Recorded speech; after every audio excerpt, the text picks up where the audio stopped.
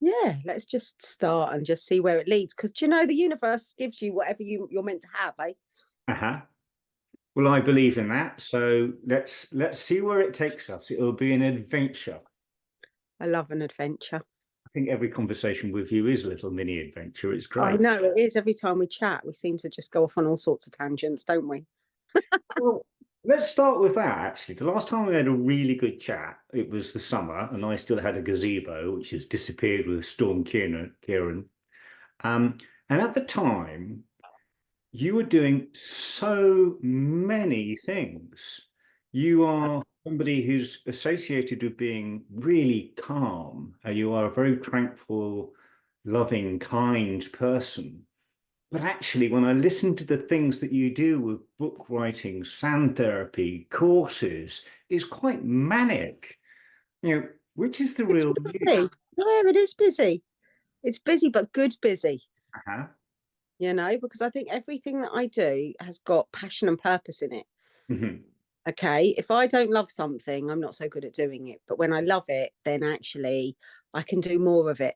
And Hmm. so all the stuff I do, I'm really passionate about. Uh-huh. So people say something. I remember years ago, I was doing this strength scope training, and it's all around strengths basis. Hmm. And you had to get 360 feedback. And I remember one of my bosses going, Tina does so much, I feel tired for her. Right. And I just giggled. And people go, oh, but Tina, but do you know, I never get tired from it. Uh-huh. I don't get tired from what I do because what I do energizes me because I love it. I think you get soul tired when you're doing stuff that you don't particularly love. And indeed, that's exactly where I was going to go. It is interesting, people who are tired, anxious, stressed, burnt out, and yet you have this abundance of energy. Yeah. And is it just purpose? And where does that purpose come from? Is it because you're in the right job, in the right life stage? Is it within you? Is it something you carry within you all the time? Yeah, I think it's something that's deep within. I've done a lot of self work, since a teenager, I suppose. Mhm. I've done a lot of soul work. I've done a lot of exploration of who I am and what means stuff to me, what my values are, what is important. Okay, so I do what's important to me. I try and, find all those key core qualities of things like peace and love and harmony. Doesn't mean I haven't had difficult times, but through those difficult times, I've really strived to find the peace out of the difficulty, you know, or to find joy, to look for the good, or to even just work through the difficult times and that and just go, actually, how do I grow through that? And I know some people don't really like it, but I'm really all for that post-traumatic growth. How do we grow through it, through adversity, I suppose? And I've learned to grow through adversity. And Mhm. the way you see all concrete, and then all of a sudden there's this tiny little leaf that cracks through the concrete, you know. And so there's this part of me, I think I've got this inner strength. I've always come from a really loving home. I'm very blessed to have a mum who's absolutely solid and really boosted who I was. And then I suppose finding Rasta, for me, that spiritual aspect of my life is probably my core solid foundation, Mhm. which actually drives everything else that I do. It's interesting, that phrase, working on yourself. Um,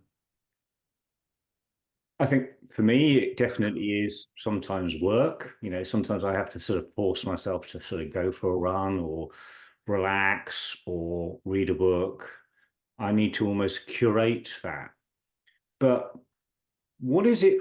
How does that start? Because so many people looking after themselves is just vegging out, relaxing, glass of wine in front of the telly. I mean, that's one way.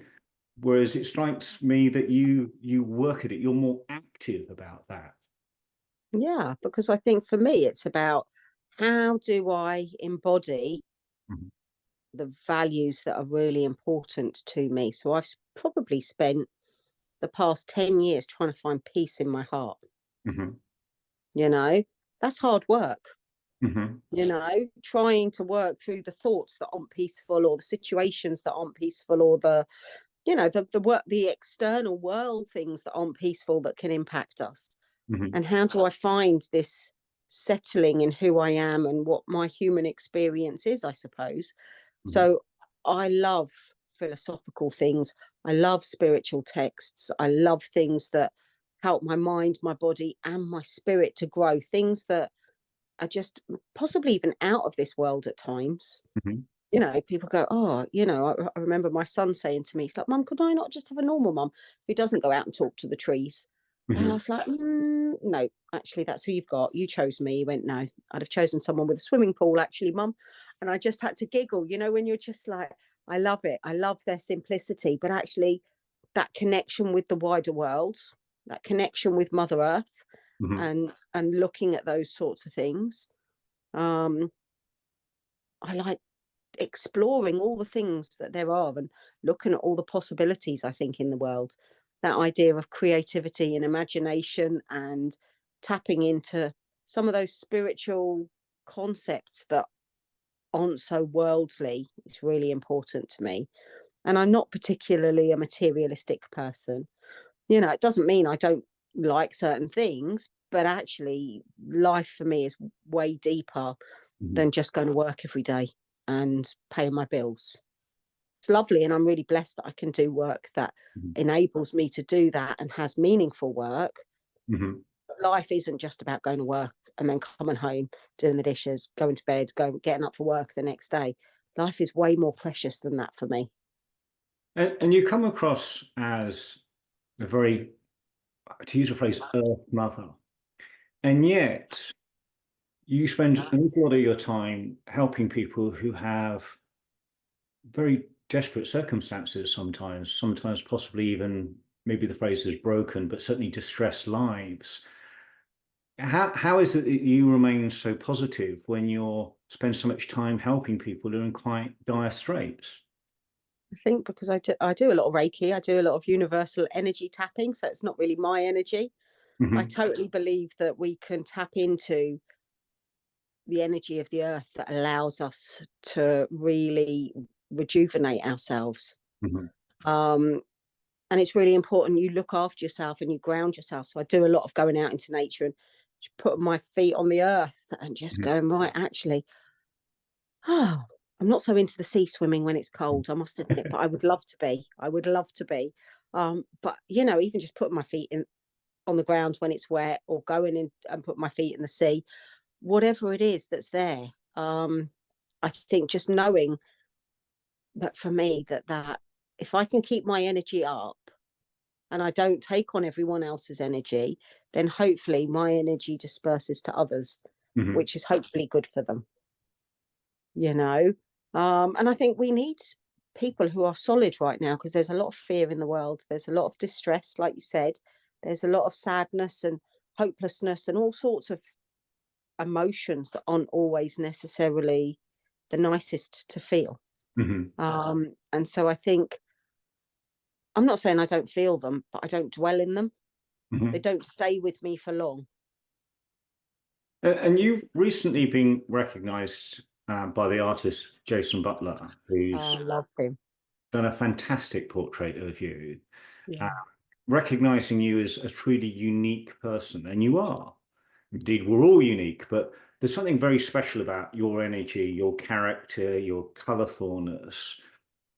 How do you find that, being the very unique you in a world that actually you are unusual in your approach Oh, to I life, love it. your I sense? love being me.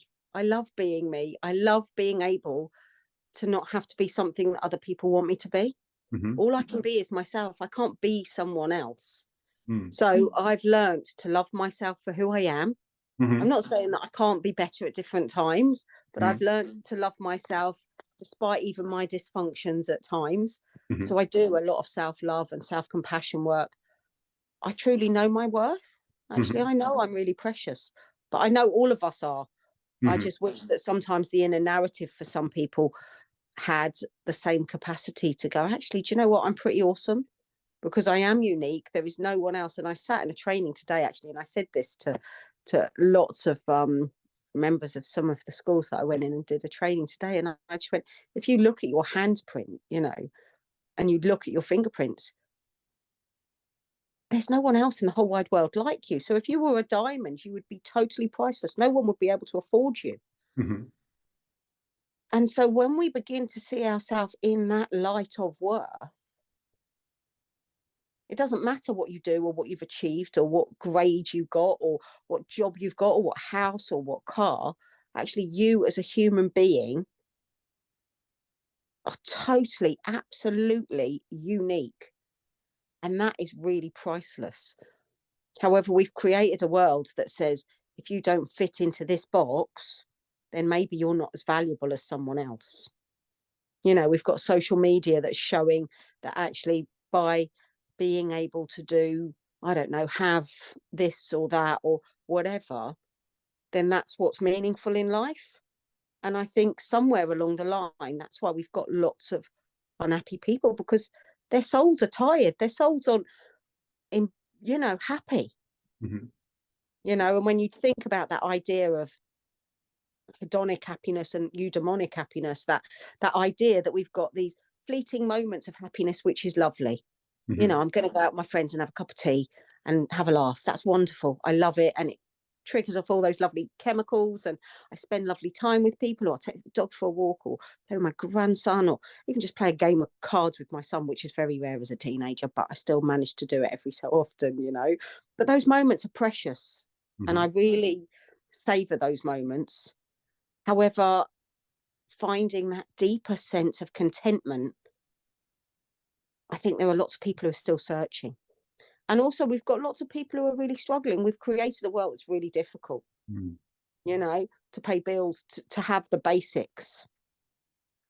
I'm interested in exploring an idea with you. Now, I know that you are extremely accomplished person. One of the techniques that you use is sand therapy. If I was just going to talk about sand is an interesting thing, because if you say that every grain of sand is unique in its own way, but actually, if you put all that sand out on the beach, it kind of all looks the same. And I think there's something really interesting about humanity, where we are all sand on the beach, and there is a degree of the individual, but there's also a degree of the collective. Yeah. And that idea of identity and belonging exists in the grain of sand, but doesn't actually exist on the beach.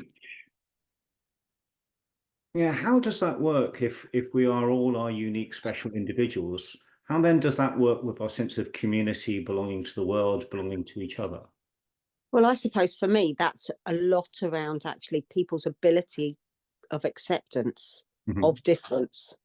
Mm-hmm. Because every grain of sand accepts the other grain of sand, and you're all in it together. Mm-hmm.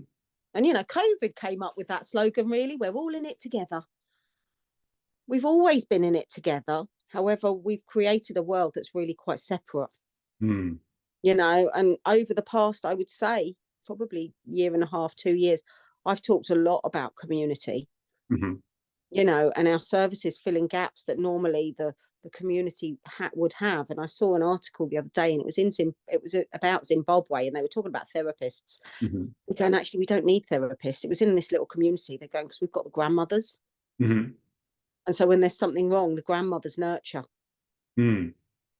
So there is this whole from birth to grave community where people are supporting one another, people feel welcomed, and you see these lovely stories. And I'm going to go back to Africa again with this idea of Ubuntu, I am because we are, and all of these ideas of, things like, there's a beautiful story, and I don't even know if it's true, right? But it's about the Himba tribe, and they say that when a baby is born, they sing them a song, which is all about how precious they are. And the mother sings it whilst the baby's in the womb, and then she teaches the father it. Mm-hmm. And then they teach the wider family it, then they teach the wider community it. And then when someone has done something that's not quite right or seen as moralistically, not okay, rather than being judgmental and horrible and unkind, what they do is they sing them this song to remind them of the goodness inside of them. Mm-hmm. And I think we've lost we're not in touch with that anymore. We're really quite a judgmental society. We're not so inclusive. We don't celebrate diversity. We've got keyboard warriors who are quite happy to have a negative opinion about someone else. Doesn't mean it's a fact. you know, Mm. and even if it is a fact, what's underneath the behavior of whatever is going on, there is some wickedness in the world. I'm not saying there's not, you know, but actually, how do we redress that balance? I think You know? one of the things that's interesting to me is I've read some papers about psychology and families and tribes and things like that. And your reference to tribes is very important because if we go back a few generations, realistically, you could expect 3 generations of a family to be in the same household. And, you know, Mhm. there was a much greater sense of community. Everyone in the village knew each other. Um, if you look at the Amish or any of those sort of faith-based sort of cultures, barn raising and stuff like that, very, very collaborative communities. And yet we live in a world right now that's very individualistic, and the chances are you might not even know your neighbour's name. And with things like divorce and distance and technology, actually the idea of 3 generations being in one household goes to the phrase, the old phrase was, it takes a tribe to raise a child. And Yeah. now that child will have disparate connections all over the place without necessarily having that nurturing environment around them. What are your thoughts on that? I think, you know, when you're thinking about that tribal aspect or that community aspect, Mhm, you know, I think that's really, really important. I think we've lost it, mhm, you know. I think we've lost it because we've got so many rules and regulations of what should be done or could be done or isn't done or needs to be done, and we're not doing it. We talk a lot about it, but we're not doing it, you know. And I'm really blessed because I know my next door neighbours. mhm, But compared to when my older children were younger and my next door neighbour and her having children, you know, the children were out all the time mhm, playing on the estate till 9, 10 o'clock at night, you know, in the dark. mhm, My boys are like older now, 27, 25 and 23. I've got a 14 and a half year old as well. But my older boys were out all the time. Now, my 14-year-old is out all the time, but he's not on the estate, mhm, you know. But these guys used to be out on the estate. There'd be loads of them running around, playing hide and seek and all of those things. And those things don't happen. I drive through where I live on a housing estate, and there's no children playing out in a uh, housing estate of like 75 houses. mhm, That scares me that we've got signs that say no ball games. mhm. You know, to me, that shows that actually what we do is we're valuing the materialism over our children. Something you touched on a little earlier, and I'd like to explore it further. Um, is the difference between knowing and doing. Just because you know something, mental health might be an example. Knowing it and doing it are not the same thing. And certainly knowing it, we live in a world where we value advice, whether they're consultants or professions or, you know, advice giving is something we value very highly. And sometimes doing things, potentially things like trades, they're somehow not as highly valued. What are your thoughts on this knowing versus doing, thinking versus practicing? I think then there's another level of that actually, and it's being. Hmm. You know, that idea of can we be?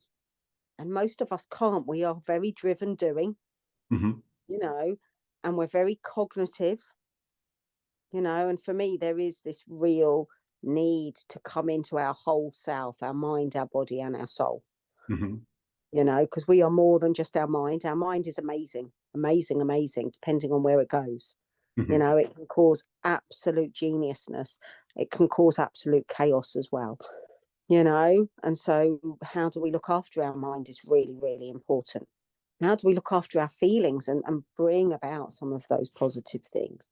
But then, how do we become the person we want to be?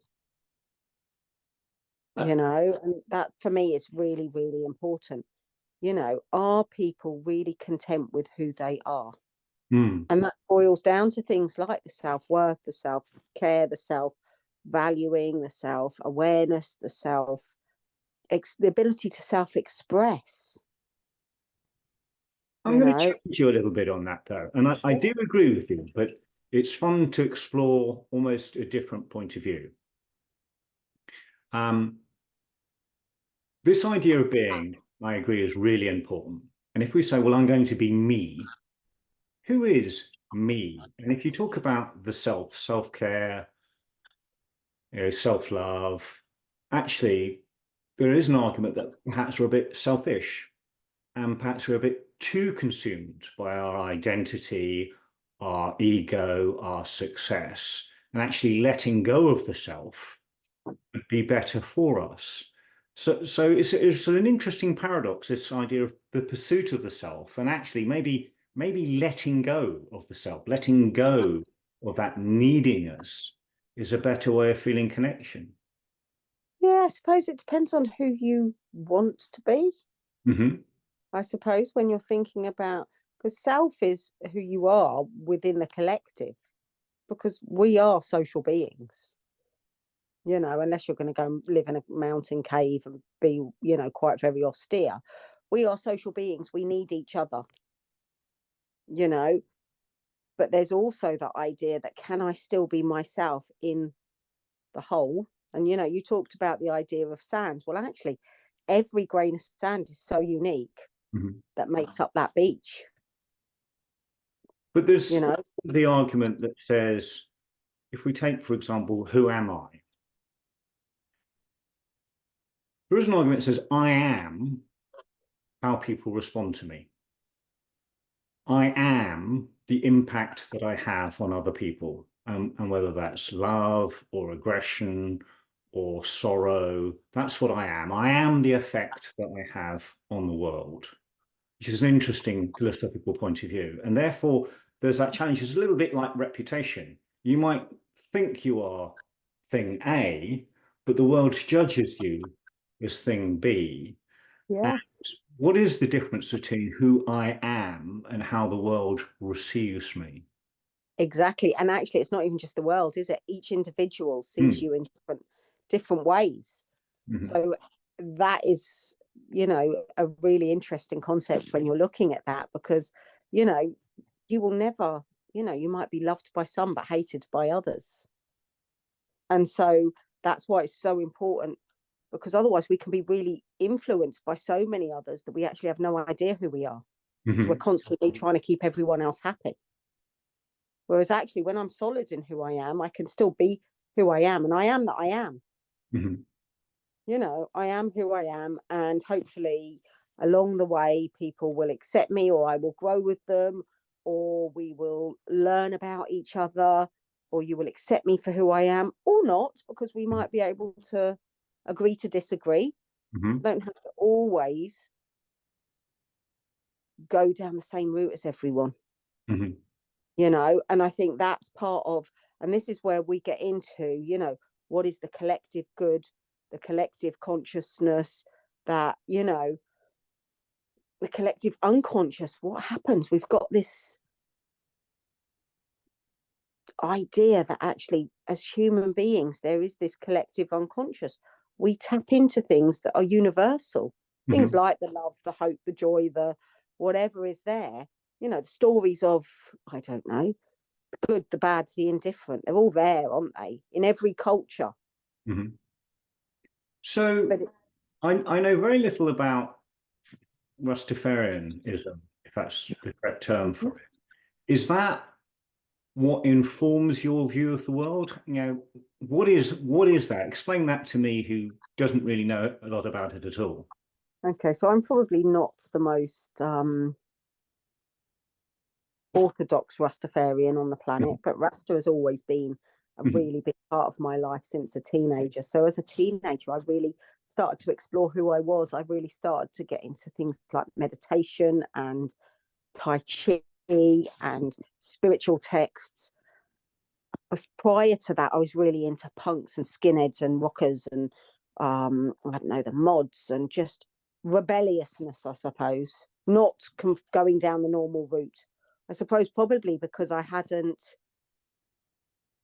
probably, yeah, I didn't quite conform. I failed all my GCSEs, not because I wasn't capable, Mm-hmm. because I was more than capable, but I just didn't do it. I didn't value it. It wasn't, I needed to find me. I was more interested in being with my friends and exploring who I was and having fun and going out partying and looking at life differently.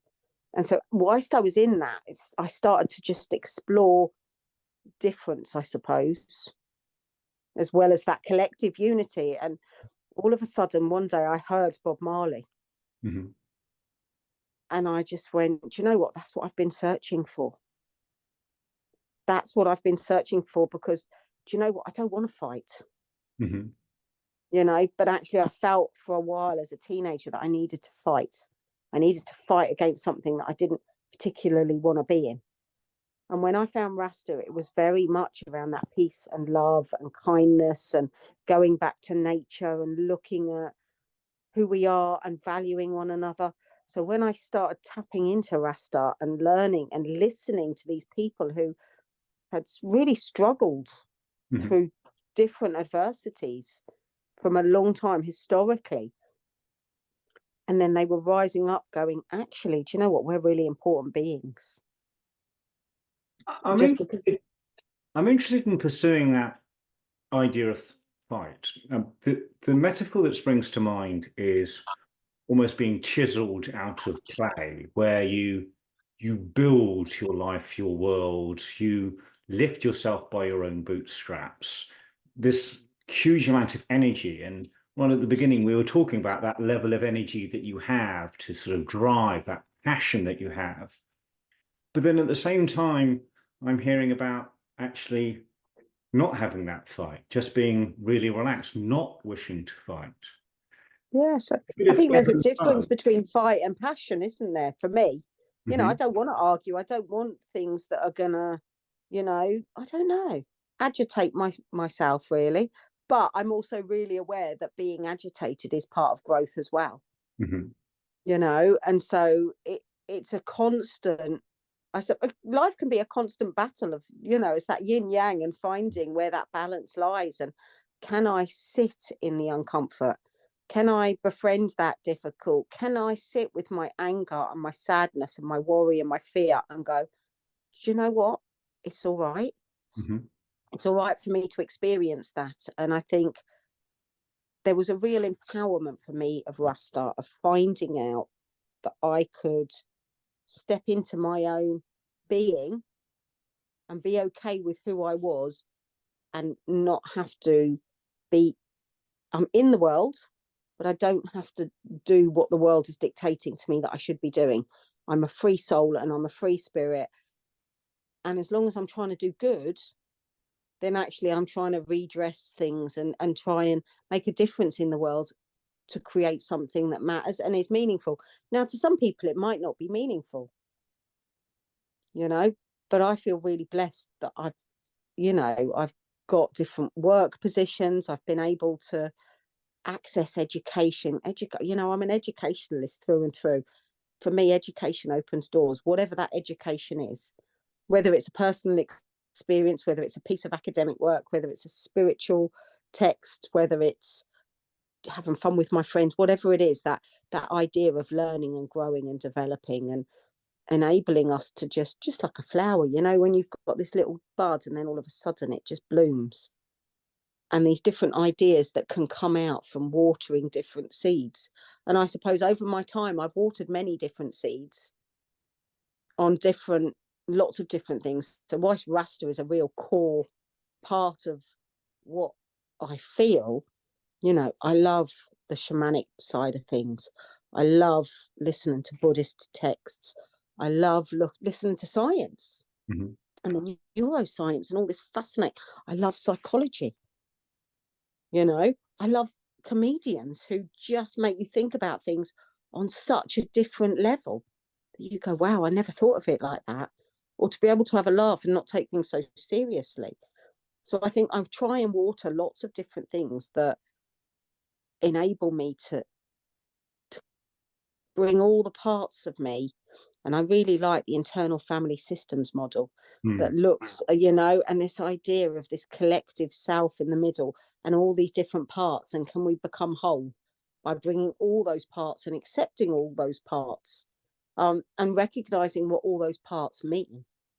And I think, yeah, for me, I love the exploration of being human. One of the things that's interesting in this context is that element of change and those small micro changes that happen every single day. And then those huge changes, of which there may be two or three in a lifetime, but they're fundamental. And if we think of the seasons and grass growing, and then we think of recently we've had Storm Ciarán with 160-mile-an-hour winds. And for all the grass and the trees that might grow, it's a storm every 10 years that substantially shapes the landscape. Now, if we use that metaphor for the training, the learning that you've had, and you talked about little things every single day, if you were going to pick the storms of your life from which you have learned, which would they be? Wow. So the storms of my life, I suppose, was not going down the normal route of the world and finding myself prior to going. And I didn't pass any of my GCSEs. It was like Mhm, I was adrift in the world, but exploring myself. So that was a bit of a storm, because it was like, well, actually I was quite happy with what I was doing, but actually it didn't quite fit mhm, with what people expected. I wasn't going out to work all the time, and I was really blessed that my mum was really cool with me about it, and she supported me through it, and I grew through it. I had my children quite young. I had 3 children by the age of 26. So I had my oldest son at 22, then at 24, then at 26. Then I had another son at 36. Then a big separation with my long-term partner. That was a big storm. And coming out of a world where you live in this perfect world, or people perceive it to be perfect, and then having the bravery to just go, actually, what we're living isn't conducive for any of us. So that was a big storm. And then it's like stepping out into, who am I, not in a relationship? Then who am I as a single mum? And then who am I as my boys grow older, as an individual? And I remember the first time I sat there, and my teenage boy now was like 2 or 3. mhm, I'd been a mum. Being a mum was a big part of who I was. I was teaching swimming, and my ex-partner, all we did was live for our kids. It was like just everything was around them. So it was like I was swim teaching, I was gym teaching, we were at football matches, we were just everywhere, and our whole world was the children. And then I'd separated from my partner, and actually we sat there with I sat there with my 3-year-old at Fort Regent, and the older boys, I don't know where they were. And my 3-year-old went to me, I don't want you to come into the play arena with me. And I went, oh, okay. He went in, and I sat on this table, and it was the first time in probably 14, 15 years where I thought, I'm on my own here. mhm, Wow. That's like, I'm actually on my own. Like, he's gone. I know he was only 3, mhm.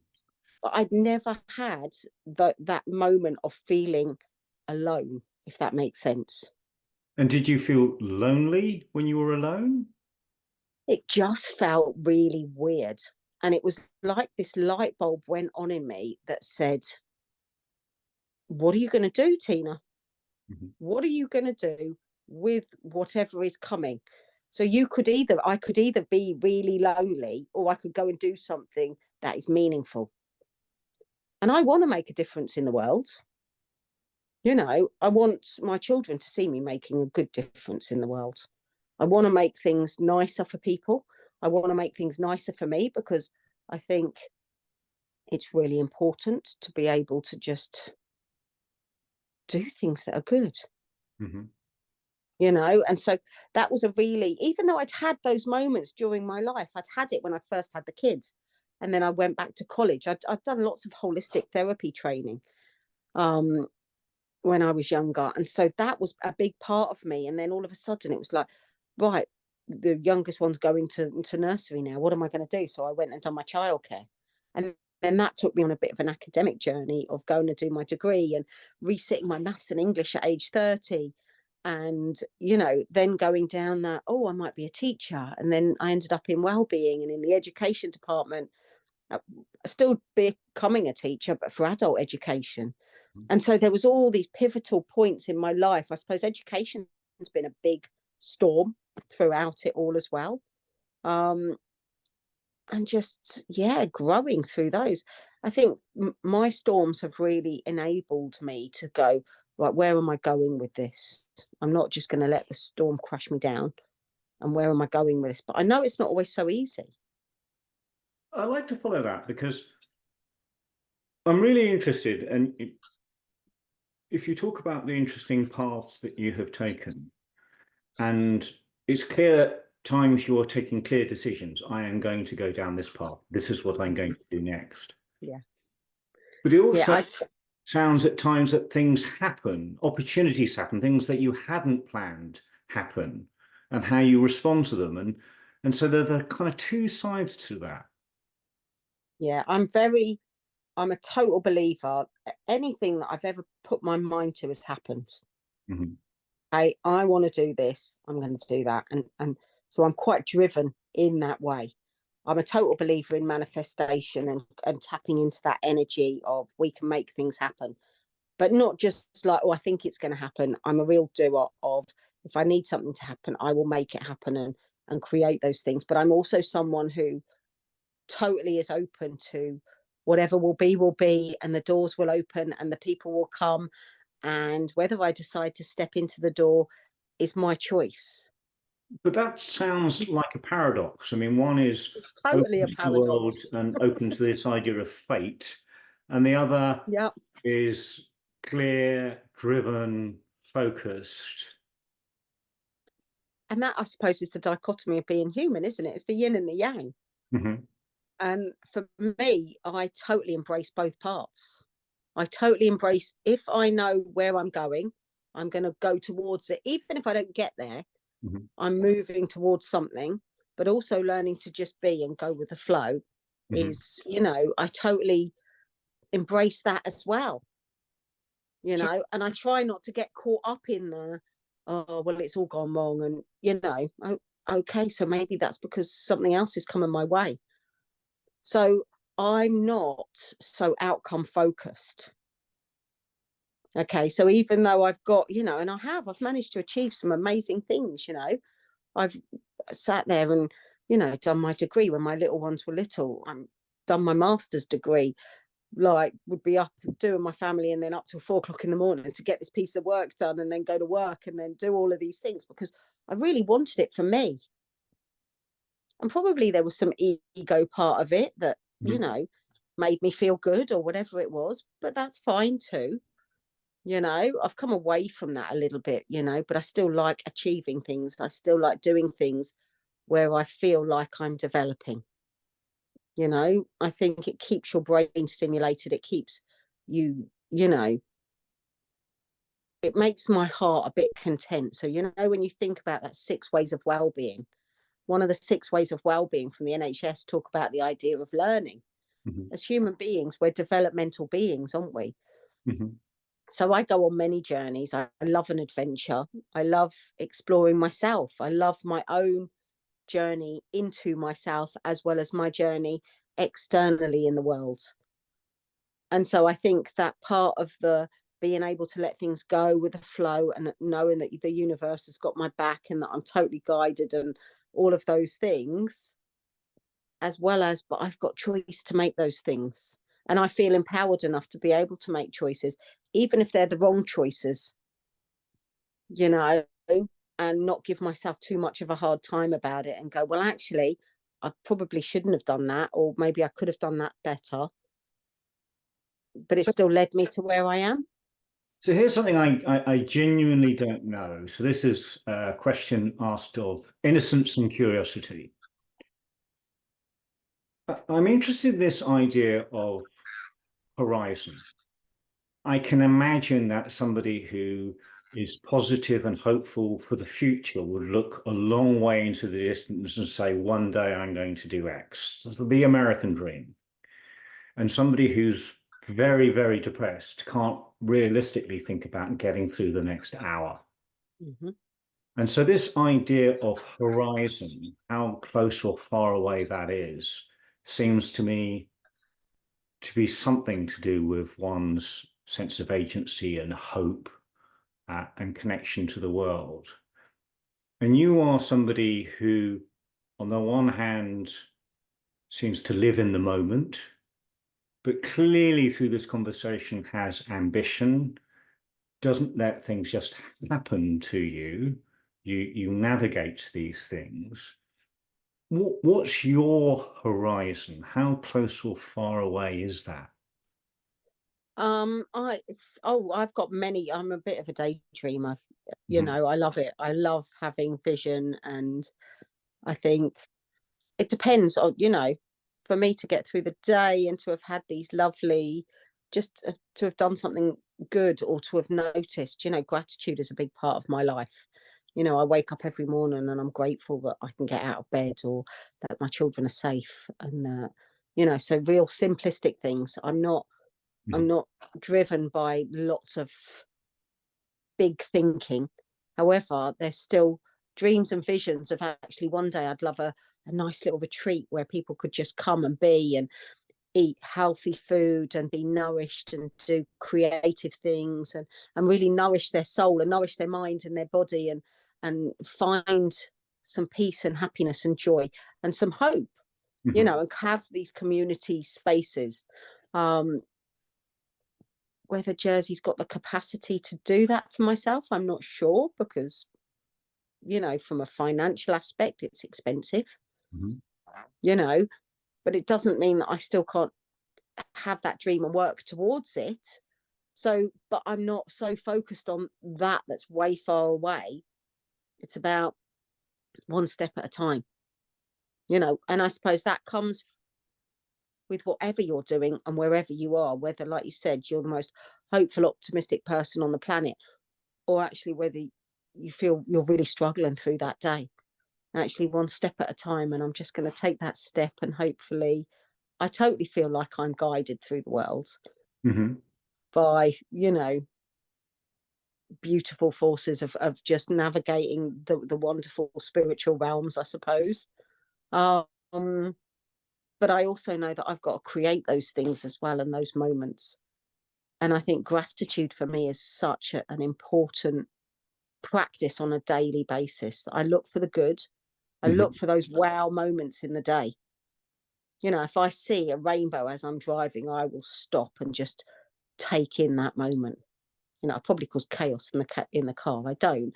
I'll always make sure. But do you know what I mean? I will sit and go, "Wow, look at that! How amazing is that?" Aren't I lucky to be able to see that? I'm You know. interested. Um, an interesting concept is that an awful lot of us are the central figure in our own lives, whether that's a good thing or a bad thing. We look at the world, this is my perspective of the world because I'm the one inhabiting this body. But sometimes it's quite interesting and challenging to sit there and go, I'm best supporting actor in somebody else's life. Now, Mhm. how can I, as best supporting actor or actress, support that other person's life? How do you see yourself at different times as the lead actor or actress of your own life, or the best supporting for other people's? I suppose it depends on who it is and when it is. So it's time and space, I suppose, not just like, I'm a mother to four boys. I'm a grandmother. Mhm. Um, I'm a daughter. I'm a friend. I'm a sister. I've got all these roles. And so within each of the roles, it's a bit like Wurzel Gummidge, isn't it? You put on different hats, but they're all part of me. Mhm. But hopefully I try and be, you know, you get Tina, whoever you are. There might be times when I might be a bit more serious depending on what the subject is or what I'm doing. But ultimately, hopefully, most of the time you get the authentic me. And I'll always be there to help people, but I'm also really aware of not imposing myself on other people, Mhm. and actually what they need is what I can support them with, rather than me telling them what they need, or actually just supporting them as in a guidance. Or so it depends on the individual and what the experience is that they're going through.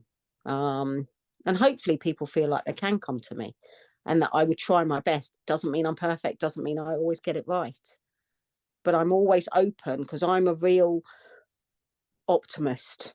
Mm-hmm. I totally believe that we can heal, that we can get through things, that we can overcome things, that there's a real inner strength, that we're all our own superheroes. I know that we've got this inner wonderfulness in us.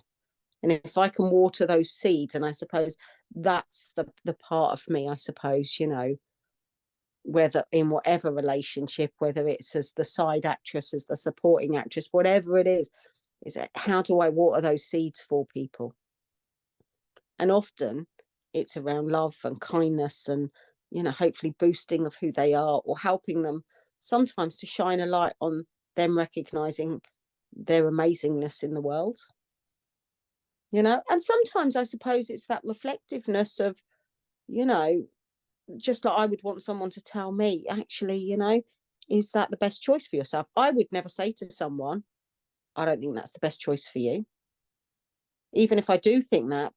Mm-hmm. But I might ask them to reflect for themselves, because ultimately, if I tell someone something and then they listen to my advice and it all goes wrong, then I'd prefer them to have, for them to make their own choices, or empower people to make their own choices and step into the ability to make those choices for themselves, because sometimes we're all on our own journey, aren't we? Mm-hmm. And sometimes we need to experience what we need to experience. And I suppose from that it goes into, I you know I mean, that sometimes my brain goes to a million different things, but that idea of some of the things that we experience, have we already agreed to experience them before? Have we, because sometimes I totally, for myself anyway, I've had patterns of behaviors or relational behaviors that keep coming around till I learn what I need to learn. And then all of a sudden that behavior in that relationship drops out of the way. And is that this sort of nature nurture thing where we all have those patterns, those habits that are within us? Or is that actually more spiritual in terms of the sense of karma? Well, I suppose probably a bit of, I totally believe in karma.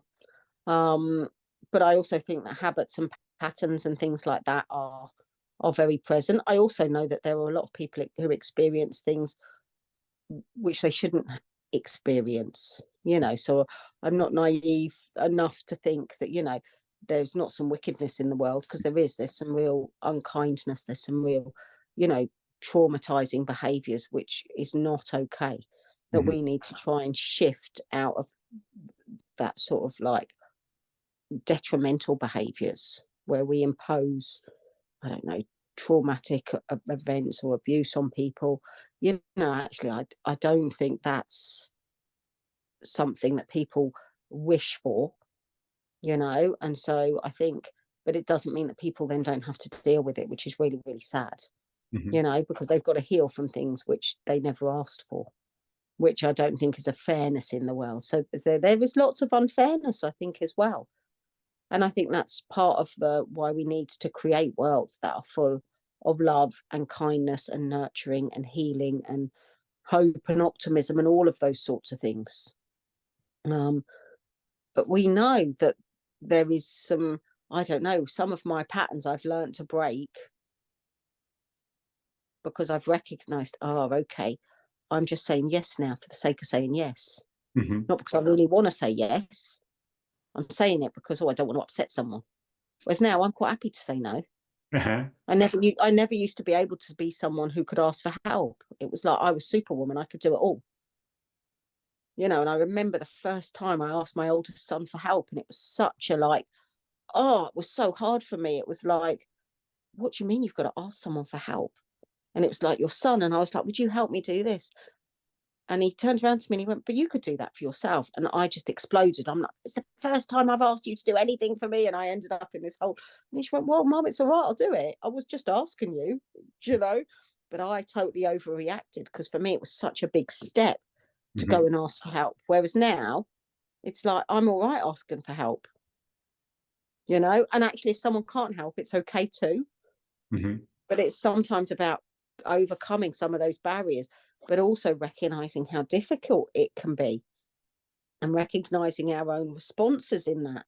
Because, you know, I was really struggling with that, asking, and then having someone challenge me asking them, when actually it was such a big thing for me to do it.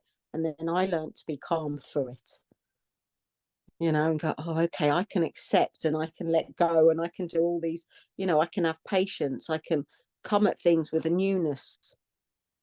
And I don't, you know, I think expectation is a big thing for human beings. I expect you to help me because I've helped you.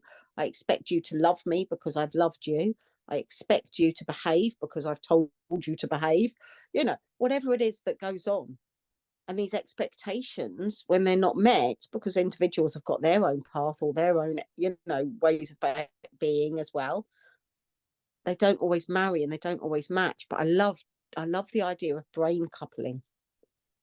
Tell I me about love the idea that, so brain coupling is this idea that when I'm really, and this is about this relational intimacy, okay, and it's not, and a friend of mine says this, right, into me I see rather than intimacy. So people see intimacy as, you know, maybe having intimate relations, but actually relationship, you can have an intimate relationship which isn't sexual or anything like that, but it's a real connection with someone. And it's about being in this moment. And the idea of brain coupling is that you are with someone and actually, and this is where that humanistic, that social aspect of us is, that by us talking, you're so connected to what I'm saying, your brain lights up before I've even said it, if you know what I mean. So there is this, like, these light ups in the brain that happen through connection, through the looking and the attentiveness and the being with someone and the real listening and the active connection. And when I listened to the idea of brain coupling, I was like, I love that. Because not only, I think, does it happen in the brain, I think it happens in the heart as well. That there's like a heart that lights up when you connect with someone. And it doesn't always have to be, you know, personal relationships. It could be just someone you've met and you're talking about something, and then all of a sudden you feel this bit of energy. And I try and find that energy in people when I'm connecting with them, you know. And I think that's where, you know, you were talking about that idea of finding empathy and compassion, you know. And they say, you know, don't judge me till you've walked a mile in my shoes. And it's really easy for us to be judgmental, but I love the idea of connecting with people and looking for the good in them. And is that something you consciously try and do? You're looking for it, you're finding it, or you just relax and let it happen? Both. It depends. Both. Mm-hmm. And I know everything that I've said is probably like contradictory all the way through this whole talk, you know, but actually both. Sometimes there's an intentional, because I've noticed a somatic feeling in my body that just goes, wow, okay, so I'm just noticing that.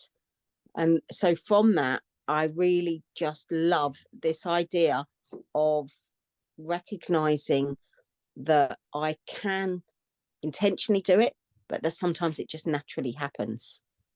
And it's only maybe afterwards you go away and you reflect, because I'm quite reflective. I love contemplation. I love going into those deep thoughts and just going, wow, you know, that was really special. That's really precious. You know, I love precious moments. And do you know what else I love the idea of? I love the idea of glimmers. Glimmers. Glimmers. So we've got the idea of triggers, what triggers us, but the idea of glimmers, what sparks that lovely, you know, that little warm feeling in us. And some people really struggle with that feeling. But the more you start tapping into those glimmers and the more you start intentionally looking for them, because whatever we look for, we find. Mm. you Mhm. know? So I do intentionally go looking for the good. Mhm. I go looking for those glimmers, and I try and notice my own body and notice those glimmers and those sparks. And I try and intentionally bring that about.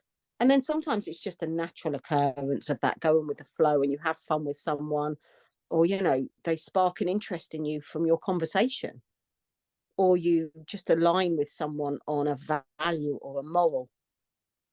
You know, I try not to get too judgmental, because I think it's really easy to go, well, you're right, they're wrong, this is this, that is that. I try and be quite open minded to just really begin to explore, okay, where is your thought process in that? Doesn't mean I have to agree with you, but I do try to understand where people come from, even if I don't agree with it. If you You had know, if you had one or two life lessons to give, what would they be?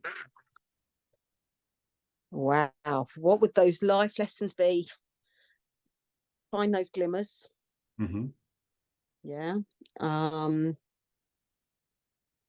find those glimmers. Do you know life is precious? Hmm. I suppose look for the good. What else? Find that peace within yourself.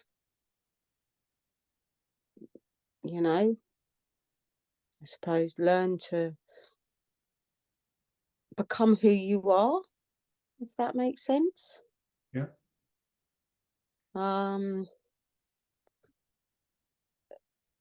live the life that's best for you, even if it's not what everyone else wants for you. As long as, for me, there's three things I always say to my children: don't hurt yourself, don't hurt others, and don't hurt the environment. You know, and then whatever you choose to do, just go and live the life that you want to live. What a Uh, beautiful, beautiful phrase. I like that. yeah, I think life is precious, isn't it? I don't think we always appreciate how precious life is, and also how precious we are. Hmm. you know and being able to step into what is right for us hopefully enables us to, they talk about boundaries and all of those things. Stepping into what is right for us doesn't always mean it's right for everyone else. Hmm. However, it's also important not to, be detrimental to the collective good, Hmm. because actually what we do does impact. I know that what I do impacts my children. Hmm. What I do would impact my mum, or, my work, or whatever, the people. So I want to create a world where the impact that I have is a positive impact in the world, you know, and I will try and do as little harm as I can to others, if that makes sense. No, it makes brilliant sense. And I'm really pleased that even just through this podcast, but actually through a friendship that we've had now for a while, you made a very positive impact on me and through this on others. So thank you very much indeed for being part of this.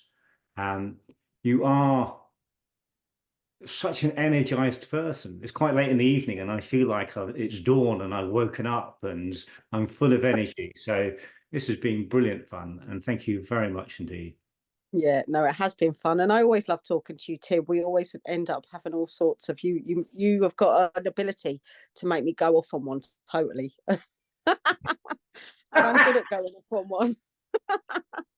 But you are a rich, deep, interesting person, and everyone is unique. But when you meet people with whom you resonate, who have a different perspective, um, I think they're the really special ones. That you can be in a room of 100 people who all say the same thing, and you're not going to learn from those 100 people. You meet one person who's different, and they can change your life. Yeah, you're right. And isn't it beautiful that we can find people who can make those moments, that sometimes it's just one sentence, and that will stay with you for a lifetime. Mm. Might be the person on the bus, or I don't know, someone from the shop, or whatever it is. And actually we can all make a difference in the world just by smiling at people, just by, you never know when you can do good, eh? You never know, just by giving that little bit of kindness, what a difference you can make in the world. And I think we can all make a positive difference in the world, because we've all got something to do here. So yeah, go find what it is you're meant to do. I love that icky guy. What is your meaning and purpose? Go find it, go live it, go be it.